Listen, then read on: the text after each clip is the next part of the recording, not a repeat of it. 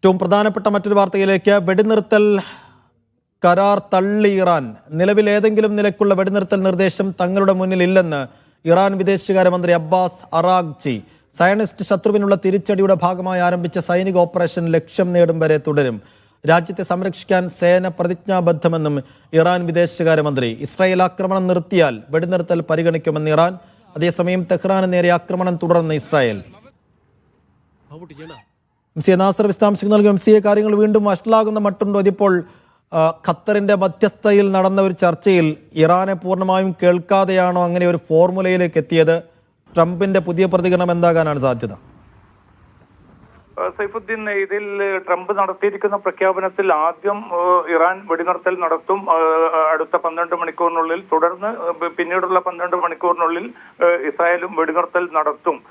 ഇങ്ങനെയാണ് ഒരു ധാരണ എന്ന അർത്ഥത്തിലാണ് ട്രംപ് നടത്തിയിരിക്കുന്ന പ്രതികരണം. പക്ഷേ ഇറാന്റെ വിദേശകാര്യമന്ത്രി അബ്ബാസ് അറാഗ്ചി ഇപ്പോൾ നടത്തിയിരിക്കുന്ന പ്രസ്താവനത്തിൽ നിലവിൽ ഏതെങ്കിലും ഒരു വെടിനിർത്തൽ നിർദ്ദേശം തങ്ങളുടെ പക്കലില്ല, തങ്ങളുടെ പരിഗണനയിലില്ല എന്ന് കൃത്യമായി തന്നെ വ്യക്തമാക്കുന്നുണ്ട്. അതേസമയം ഇസ്രായേൽ വെടിനിർത്തുകയാണെങ്കിൽ, ഇന്ന് വെളുപ്പിന് പ്രാദേശിക സമയം 4 മണി എന്നുകൂടി അദ്ദേഹത്തിന്റെ പ്രസ്താവനയിൽ വ്യക്തമാക്കുന്നുണ്ട്. ഇറാനിലെ പ്രാദേശിക സമയം 4 മണിക്ക് ഇസ്രായേൽ വെടിനിർത്തുകയാണെങ്കിൽ അക്കാര്യം തുടർന്ന് പിന്നെ ഒരു ആക്രമണം നടത്താൻ ഇറാന് താല്പര്യമില്ല എന്നുകൂടി ഇറാന്റെ വിദേശകാര്യമന്ത്രി വ്യക്തമാക്കിയിട്ടുണ്ട്. അപ്പോൾ കോർട്ടിൽ ഇപ്പോൾ പന്ത് ഇസ്രായേലിന്റെ കോർട്ടിലാണ്. ഇസ്രായേലിന് വേണമെങ്കിൽ ഒരു വെടിനിർത്തൽ അമേരിക്കയും ഇസ്രായേലും ആഗ്രഹിക്കുന്നുണ്ടെങ്കിൽ ആദ്യം ഇസ്രായേൽ വെടിനിർത്തൽ, കാരണം അവരാണ് ആദ്യം ആക്രമണം ഇറാന് നേരെ നടത്തി തുടങ്ങിയത്. അപ്പൊ 12 ദിവസമായി തുടരുന്ന ഈ ആക്രമണം അവസാനിപ്പിക്കണമെന്ന് അമേരിക്കക്കും ഇസ്രായേലിനും തോന്നുന്നുണ്ട് എങ്കിൽ അവർ ആദ്യം വെടിനിർത്തണം എന്നാണ് കൃത്യമായി തന്നെ ഇറാൻ വിദേശകാര്യമന്ത്രി ഇപ്പോൾ വ്യക്തമാക്കിയിരിക്കുന്നത്. അപ്പോൾ ഇസ്രായേൽ വെടിനിർത്താത്ത ഒരു സാഹചര്യം വരികയാണെങ്കിൽ അതിശക്തമായി തന്നെ രാജ്യത്തിന്റെ പരമാധികാരം കാത്തുസൂക്ഷിക്കാൻ, രാജ്യത്തിന്റെ അതിർത്തി ഭദ്രത കാത്തുസൂക്ഷിക്കാൻ സൈന്യം പ്രതിജ്ഞാബദ്ധമാണ്. ഇത്രയും ദിവസത്തിനുള്ളിൽ സൈന്യം നടത്തിയിരിക്കുന്ന നീക്കങ്ങളെ, നടപടികളെ പൂർണ്ണമായി തന്നെ അഭിനന്ദിക്കുന്നതായും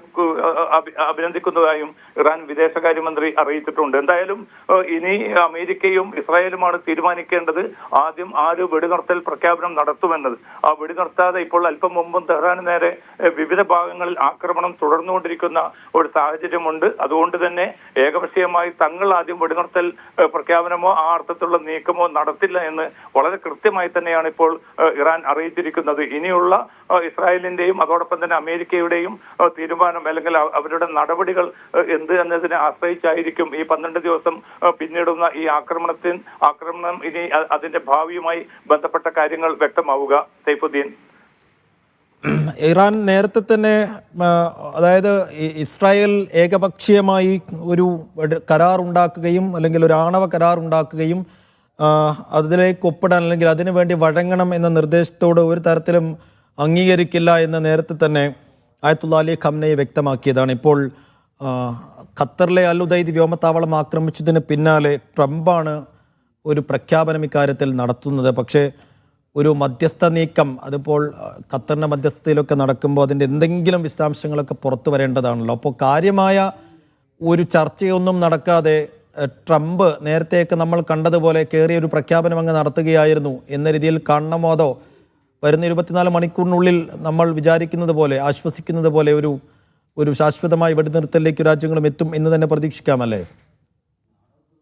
സൈഫുദ്ദീൻ, തീർച്ചയായിട്ടും ചില തിരക്കിട്ട നീക്കങ്ങൾ നടന്നിട്ടുണ്ട്. ഖത്തർ മധ്യസ്ഥത വഹിച്ചിട്ടുണ്ട്. ഒക്കെ ശരിയാണ്. ഇറാന്റെ ഭാഗത്തു നിന്നും അനുകൂലമായിട്ടുള്ള പ്രതികരണങ്ങൾ ഉണ്ടായിട്ടുണ്ട്. കാരണം ഒരു യുദ്ധം ഇനിയും അനിശ്ചിതമായിട്ട് നീണ്ടുപോകുന്നതും അത് മേഖലയിൽ വലിയ തോതിൽ ഭയാശങ്കകൾ സൃഷ്ടിക്കുന്നതും ഒന്നും ഇറാനും ആഗ്രഹിക്കുന്നില്ല. പക്ഷെ അതേസമയം തങ്ങൾക്ക് നേരെ തികച്ചും ഏകപക്ഷീയമായിട്ട് നടന്നൊരു ആക്രമണമാണിത്.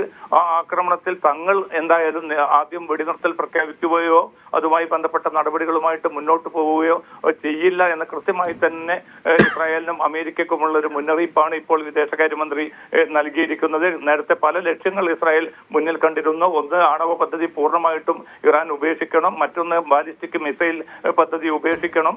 ആ അർത്ഥത്തിലുള്ള പ്രഖ്യാപനങ്ങളായിരുന്നു ഇസ്രായേൽ നടത്തിക്കൊണ്ടിരുന്നത്. അതിന്റെ ഭാഗമായിട്ടാണ് പിന്നിട്ട് 12 ദിവസവും ഇത്രയും വ്യാപകമായിട്ടുള്ള ആക്രമണങ്ങൾ തുടർന്ന്. പക്ഷെ അതിശക്തമായിരുന്നു ഇറാന്റെ തിരിച്ചടി. തെൽ അവീവിലും ഹൈഫയിലും ജെറൂസലമിലും ഒക്കെ വൻ വൻ നാശം വിതച്ച ഈ ഒരു തിരിച്ചടി കൂടിയാണ് ഇസ്രായേലിനെ കൊണ്ടും അമേരിക്കയെ കൊണ്ടും ഏതെങ്കിലും അർത്ഥത്തിലുള്ള ഒരു വെടിനിർത്തൽ ഉണ്ടായേ തീരൂ എന്നൊരു തിരിച്ചറിവിലേക്കും അത്തരം നീക്കങ്ങളിലേക്കും ഈ രണ്ട് രാജ്യങ്ങളെയും ഇസ്രായേലിനെയും അമേരിക്കയെയും പ്രേരിപ്പിച്ചത്. അതോടൊപ്പം തന്നെ ഗൾഫ് രാജ്യങ്ങളിൽ നിന്ന് ഉയർന്ന വലിയ തോതിലുള്ള എതിർപ്പും ഈ യുദ്ധം നീണ്ടുപോകുന്ന ഒരു സാഹചര്യം ഉണ്ടാകരുതെന്ന അവരുടെ ആവശ്യം കൂടി പരിഗണിച്ചുകൊണ്ടാണ് ഒരു വെടിനിർത്തലിന്റെ നീക്കങ്ങൾ. ശരി ശരി എം സി, എന്തായാലും ട്രംപ് മുന്നോട്ട് വെച്ച വെടിനിർത്തൽ നിർദ്ദേശം ഇപ്പോൾ ഇറാൻ തള്ളിയിരിക്കുന്നു. ഇസ്രായേൽ ഏകപക്ഷീയമായ തങ്ങളുടെ ആക്രമണം അവസാനിപ്പിക്കാതെ ഒരു ചർച്ചയ്ക്കും അല്ലെങ്കിൽ ഒരു കരാറിനും തങ്ങളില്ല എന്നതാണ് ഇറാന്റെ പുതിയ പ്രതികരണം.